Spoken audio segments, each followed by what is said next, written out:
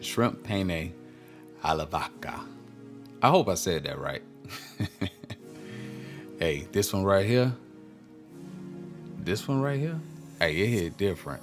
And I ain't even gonna hold y'all. Now let's make magic.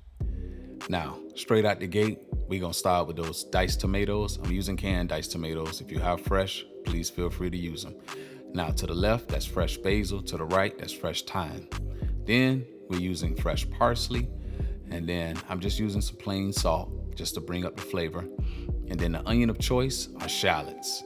Then we have fresh curly parsley. And after that, we have some red pepper flakes because I like a little heat in my pasta. Then we're using Parmesan cheese. I couldn't find any fresh oregano, so I had to go with dry. And then of course, some black pepper. We'll crack some fresh black pepper on this. Heavy cream. And then I'm using chicken stock. Now, use whichever one you have. And then we're using some colossal shrimps. Now let's go. Now, first thing we're gonna do is go ahead and chop up our parsley. Now, here's a pro tip.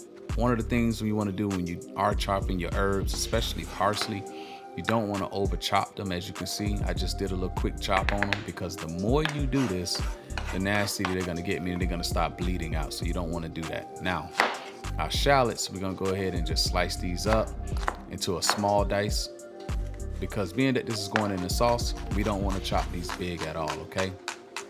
Now, as you're chopping your onions, or in this case, dicing your onions, take your time. Don't be in a rush. Look, if your skills are not up to par where you can do it like I'm doing it, as fast as I'm doing it, that's okay. Remember, you're here because you want to learn, and that's okay. We're going to take step by step, day by day, and I'm going to be with you guys every step of the way. So in the meanwhile, I care more about you not cutting yourself, okay? So remember, always follow the manufacturer instructions. And remember, a dull knife is always more dangerous than a sharp knife, because that's typically how people tend to cut themselves, with dull knives. All right, so back to what we're doing. So, and if you need to slow this down, YouTube definitely has the option for you to slow it down. You know, rewind it, watch it again if you have to. Now, back to the sauce. So, as you can see, I made my slices. And then now I'm just chopping it up, keeping everything consistent with all of the cuts, because when you have uniform cuts with your food, it looks really nice, okay? So this is the last part of the shallot right here. And if you're getting any value so far, go ahead and do me a favor. Take a moment, hit that like button. And also, if you haven't subscribed already, come on and join, you know, because I love to have you guys over here. We enjoy when people first join the channel. All right, so now we're gonna go ahead and do our garlic next. So now your garlic, if you don't have fresh garlic, it's okay to use the garlic out of the jar. Don't feel bad. Or if you don't have that, hey, just use some garlic powder. That's fine too. So, but if you have fresh garlic, just follow along what I'm doing. I am literally mincing my garlic. I'm just not gonna do like a fine mince. I don't want that. I want to keep it to like a nice little kind of chunky mix, or chunky mince rather. And that's a preference thing. So, you know, feel free to do it the way that you want to do it, okay? You want yours chunky or you want yours minced up small, that's fine too. Now keep in mind, what we're doing right now is we're building flavors, okay? And as we get ready to embark on making this, we're gonna go ahead and get next for that chiffonade basil. And I couldn't find the best looking basil for whatever reason this time when I went to the grocery store, but I'm gonna use what I have. So now the chiffonade basil is when you basically roll up that basil and then you're gonna slice it like you see me doing right now. And this portion right here, you wanna make sure after you slice this up, put it in the fridge, because you will see that basil begin to start withering, okay? So it's important to keep it cool, or if you feel like you're gonna take too long when you make this dish, save it close to the end, that way it's nice and fresh, nice and green, okay? So now we got that part out the way. Now we're gonna go ahead and go work on our bread. And the bread of choice is a French baguette. Now I'm not a huge bread fan, but you can't have pasta without having some type of bread, at least in my humble opinion. So we're just gonna go ahead and slice this bread up on a bias. And after we slice it up, we're gonna go ahead and hit it with some of that avocado oil. And then we're gonna use the shallots, we're gonna use the garlic and that parsley to go right on top of it. And this bread is gonna get baked in the oven. So as you can see, I'm just drizzling a little oil on there. And then I'm gonna hit it with that cheese first. And then after I hit all of these breads with the cheese, then we're gonna go ahead and put the garlic and the shallots and the parsley on it. Now, this style of bread is actually called a crostini. So it gets its name because it's basically like a toast point in a sense, toast point. And you're just basically gonna put your toppings that you want, and then you're gonna bake it in the oven and make it nice and crispy. So I chose to put mine under the broiler. You don't have to do it that way. You could just bake it. If you wanna bake it, I would say maybe about 15 minutes on 350, maybe a little bit longer depending on your oven. If you're doing it in the air fryer, of course it's a lot less, but you definitely have to monitor it. And if you do this in the air fryer, I can tell you right now that cheese is gonna get blown off of it. So if you do it in the air fryer, you can't have the fan up on high, okay? And you gotta have it sitting kind of low down inside of the air fryer. That way it doesn't blow around, because the air fryer is a convection oven, just in a smaller form factor. That's all it is. And convection ovens, just to give you all a little bit of information about it, convection ovens are actually ovens that bake but uses hot air at the same time, and it helps the food cook evenly. All right, now, so this looks amazing, and I think we should just go ahead and get that in the oven right now. So let me grab my tray, my little baking pan, get that on in the oven. And I'm gonna be honest with you all, this look amazing. And when stuff look amazing like that, all I could think of is, and this is where the magic begins. And this is where the magic begins. All right, so next we're gonna go ahead and season up our shrimp. I chose colossal shrimps because those are the biggest ones I can find in the grocery store. All right, so now we hit it with the salt. We hit it with that fresh cracked black pepper. And then we're gonna hit it with that olive oil again. I'm sorry, not olive oil, avocado oil. I'm using avocado oil all throughout this video. So once you hit it with the oil, then you're gonna just take your hands. If you have gloves on, it'll be a lot easier. Just go ahead and massage it just to get the oil and the salt and pepper around it. If you don't, you can just put it in the bowl with a spoon and just mix it around there in the spoon. And now, after this, we're gonna go ahead and start getting our saute pan ready. So my oil of choice, of course, is avocado oil. And then my fire is at medium heat. So you don't want to have this pan ripping hot, because you don't want the shrimp to overcook potentially. And you don't want to burn the shrimp as well, because remember, we did put pepper on it. So being that we got this at a medium fire, we could go ahead and get that in there. We're just going to get a little color on it. And the goal is to cook the shrimp halfway. Man, that looks amazing. Look at that. Just to cook it halfway. And while that's cooking, I'm gonna go ahead and get that pasta in. There's hot water. Now, pro tip, save some of this pasta water. So once the pasta is done, we're gonna take it out and just put it inside of a strainer and let it just sit in the strainer. And then we're gonna come back and toss that pasta back in that hot water just to heat it up real quick and put it in the sauce. Now, the shrimp, you wanna cook it to this point right here. And if you're using a stainless steel pan, once it is brown like this on one side, it's gonna easily come up with little to no effort, as you can see, like I just did.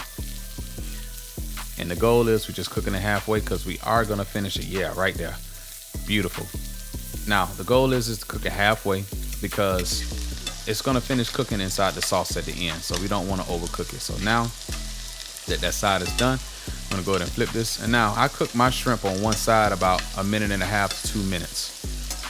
Now, your shrimp may take a little bit longer depending on, number one, your cookware and how evenly your pans cook, okay? So that can vary as far as your cook time. So I'll go ahead and toss all these shrimps over. And once I got that color on that side locked in, I'm only gonna let it cook on the other side for about 15 seconds, 15, maybe 30 seconds. And then I'm gonna get that out of there.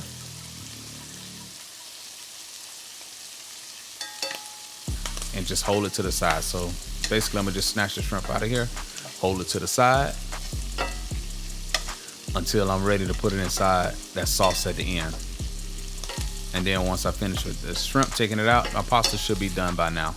And your pasta, you just wanna follow the manufacturer instructions with it, okay? And look at that, see all of that in the bottom of that pan? So we're gonna hit it with some oil, and we're gonna go ahead and get our shallots and our garlic in. That's the perfect time. Still with that fire on medium heat. Let that roll. And it's game time right now, y'all. This is where we're really about to make this something special. And this is where I'm going to really show you all some pro tips on how to bring that chef taste into your home. So now, what I'm going to do next is I'm going to deglaze the pan with some vodka.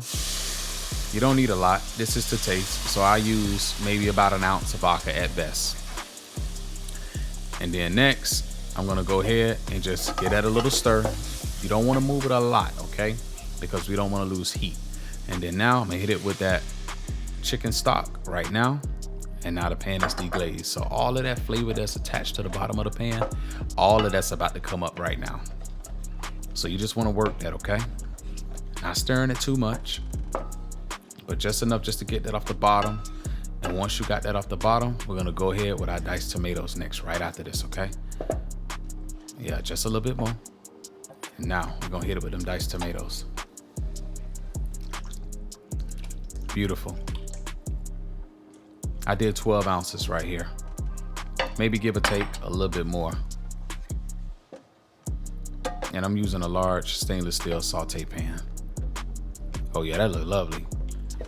Now next, we're gonna go ahead and rinse off that wooden spatula, and then we're gonna go ahead and get ready to stir our pasta, okay? So now, follow the manufacturer instructions. That's all you gotta do. You do not need oil, but make sure you salt your pasta. I just did 2 nice pinches of it. And when that pasta is done, we're gonna go ahead and pull that out, set that to the side. Make sure you strain that, but save the water. And then now, we hit this with our fresh thyme, and then we're gonna hit that with the oregano.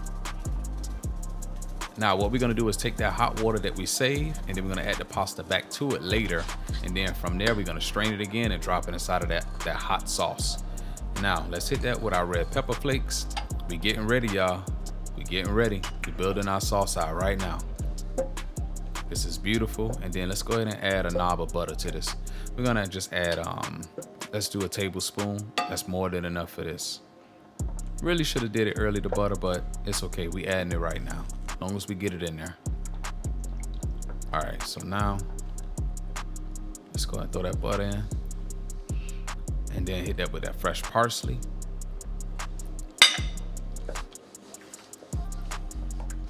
Yeah, it's beautiful.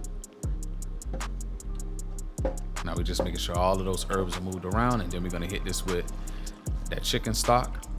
And then now we're gonna let this reduce some. And trust me, you're gonna know when it's ready and when it's time for us to add our cream to it and turn this into a pink sauce. Oh yeah, see that don't cook down a little bit. So we done did about 10 to 15 minutes, letting it simmer. And now let's go ahead and hit it with that heavy cream. And let's turn this boy pink. Not pink, pink. Oh yeah. So now it's game time. So this is what I mean right here. If you want that restaurant taste, that chef taste, here you go right here. This is in the big leagues right here. And guess what? You didn't have to go pay $30 and $40 just to get a pasta dish like this. Or depending on where you live at, you ain't have to go pay $150 just to get a pasta dish like this. But this is something that you can make at home. Something that's amazing, incredible. Now let's get that little stem out. That's just a thyme stem from the thyme. Oh yeah. So now we're gonna let this reduce a little bit more and it's gonna thicken. But before we do that, we're gonna add some cheese to this. All right, here we go. So I'm adding some of that Parmesan, just grate it up. Now, even before we do that, we're gonna need to adjust the seasonings as well too. Man, this looks so good. And I already know it tastes incredible. That is one of those things I've made in the past several times. Because what I wanna do is I wanna show you guys how to really accomplish dishes like this. No, it's not too complicated, it's not too hard, and I promise you, you can do it. If you just follow the steps that I show you, I promise you, you can do this. I don't care if you're just a person who just used to only burning water. I promise you, if you follow what I do, you'll be able to do this. All right, so now, let's go ahead and stir that in there. Oh yeah, look at that. That is lovely. When I say lovely, lovely. All right, let's go ahead and taste it real quick. Let's see what we're working with. All right, so for me, I want a little bit more cheese because I really love cheese. Now, of course, that's a preference because some of you all may not like cheese as much, but for me, I love cheese. And as you can see, I saved my water, that pasta hot water over there, and I kept it on. So when it's time for me to reheat that pasta again, I could dunk it in there. And that's another thing too. So if you take pasta out of a pot after it's cooked and it was already hot, and you set it to the side, it will begin to stick. Of course, if you haven't added any oil, and that's why most people think they need to put oil. But when you save that hot water and you dump that pasta back in that hot water, that al dente pasta, that hot water is going to make it loosen back up again. It won't be stuck. And then you can take it and go from there into your sauce. And then guess what? And by pasta having that sticky gluten nature that makes it stick, it's gonna make the sauce stick to it better. So now we're gonna go ahead and hit this with some black pepper because I like the way it tastes. It tastes amazing. And then we're gonna hit this with some salt as well. And for me, it's ready. I'll just add a little bit more cheese at the end for the garnish. So now we're gonna go ahead and build this out. It's thickened. And of course, if you see your fire getting too hot, always bring the fire down some. Don't try to cook it while the fire is too hot. So now let's go in with that pasta, just like I was telling you. Yeah, see that? That lovely sauce. Strain it off into it. And then now we're gonna add our shrimp. And remember not to overload your pan, okay? It's very tempting to want to do that, but do not overload your pan. So now let's give it a fold. We're not stirring it necessarily, we're folding it, just so we can mix everything up. And remember, the shrimp was halfway cooked, so we need to let it cook just a little bit longer, and it will thicken just like you see mine has done. And then now it's ready. Oh yeah. So let's go ahead and plate this up. Let's go. And when yours is done, that's what it should look like right there. That's money. That is money in a bowl. Wow. And if you're serving this for like a date night or just even family dinner, clean the rims of the plate. You see mine, I got a little splash right there. I intentionally left that just to show you guys. You go back and you make sure you clean your plate or your bowl, whatever you're serving it in. And I don't need to say no more right here. But if you've been getting any value from this, do me a huge favor. Like it, share it, subscribe, drop tons of comment, engage with me. Because what that does is amazing for the algorithm, and it helps the channel grow. And it also enables me to keep making quality content for you guys. So I'm gonna get quiet right here and let you guys enjoy. And thank you for watching.